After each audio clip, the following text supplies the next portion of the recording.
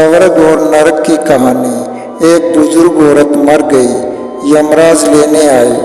औरत ने यमराज से पूछा, आप मुझे स्वर्ग ले जाएंगे या नरक? यमराज बोले, दोनों में से कहीं नहीं। तुमने इस जन्म में बहुत ही अच्छे कर्म किए हैं, इसलिए मैं तुम्हें सीधे प्रभु के धाम ले जा रहा हूँ। बुजुर्ग औरत खुश हो गई और बोली, धन्यवाद, पर मेरी आपसे एक विनती है। मैंने यहाँ धरती पर सबसे स्वर्ग नरक के बारे में बहुत सुना है, इसलिए मैं एक बार जगहों को देखना चाहती हूँ। यमराज बोले, तुम्हारे कर्म अच्छे हैं, इसलिए मैं तुम्हारी यह इच्छा पूरी करता हूँ। चलो हम स्वर्ग और नरक के रास्ते से होते हुए प्रभु के धाम चलेंगे।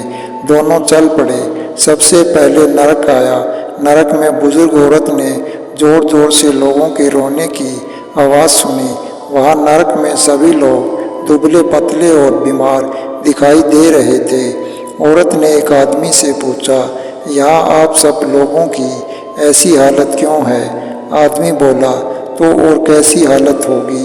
मरने के बाद जब से यहाँ आए हैं, हमने एक दिन भी खाना नहीं खाया। भूख से हमारी आत्माएं तड़फ रही हैं। बुजुर्ग औरत की नज़र एक विशाल पतीले पर पड़ी, जो कि लोगों के कद से करीब 100 फीट ऊंचा होगा। उस पतीले के ऊपर एक विशाल चम्मच लटका हुआ था। पतीले में से बहुत ही शानदार खुशबू आ रही थी। बुजुर्ग औरत ने उस आदमी से पूछा, इस पतीले में क्या है?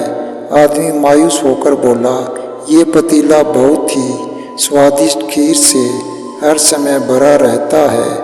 बुजुर्ग औरत ने हैरानी से पूछा, इसमें खीर है तो आप लोग पेट भर के ये खीर खाते क्यों नहीं? भूख से क्यों तड़फ रहे हैं? आदमी रो रो कर बोलने लगा, कैसे खाएं? ये पतीला 100 फीट ऊंचा है। हम में से कोई भी उस पतीले तक नहीं पहुंच पाता। यह सुन बुजुर्ग औरत को उन पर तरस आ गया। सोचने लगी, बेचारे खीर का पतीला होते हुए भी भूख से बेहाल हैं। शायद ईश्वर ने इन्हें यही दंड दिया होगा। अब यमराज बुजुर्ग औरत से बोले, चलो हमें देर हो रही है। दोनों चल पड़े। कुछ दूर चलने पर स्वर्ग आया। वहाँ पर बुजुर्ग औरत को सबके हंसने और खिलखिलाने की आवाज़ सुनाई दी। सब लोग बहुत खुश दिखाई दे रहे थे। उनको खुश देखकर बुजुर्ग औरत भी बहुत खुश हो गई। पर वहाँ स्वर्ग में भी बुजुर्ग औरत की नज़र वैसे ही 100 फीट ऊंचे पतीले पर पड़ी जैसा नरक में था। उसके ऊपर भी वैसा ही चम्मच रखा हुआ था। बुजुर्ग औरत ने वहाँ लोगों से पूछा, इस पतीले में क्या है? स्वर्ग के लोग बोले, इसमें बहुत ही स्वादिष्ट खीर है। बुजुर्ग औरत हैरान हो गई और उनमें बोली, पर यह पतीला तो 100 फीट ऊंचा है। आप लोग तो इस तक पहुंच ही नहीं पाते होंगे। उस हिसाब से तो आप लोगों को खाना मिलता ही नहीं होगा। आप लोग भूख से बेहाल होंगे। पर मुझे तो आप सब बहुत खुश लग रहे हो। ऐसा कैसे?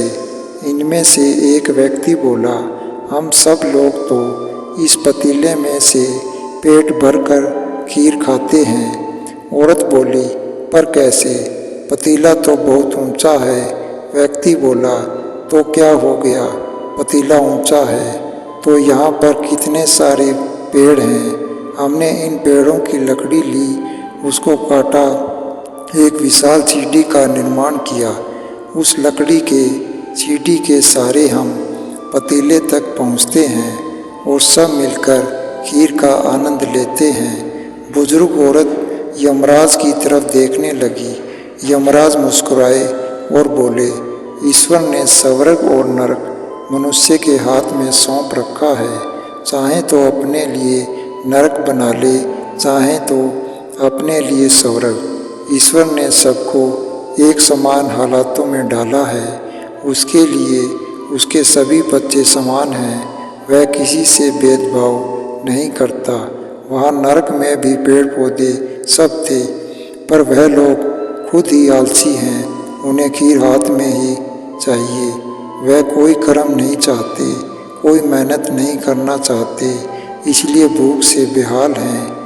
क्योंकि यही तो ईश्वर की बनाई इस दुनिया का नियम है। जो कर्म करेगा, मेहनत करेगा, उसी को मीठा फल खाने को मिलेगा। स्वर्ग के सपने छोड़ दो, नरक का डर छोड़ दो।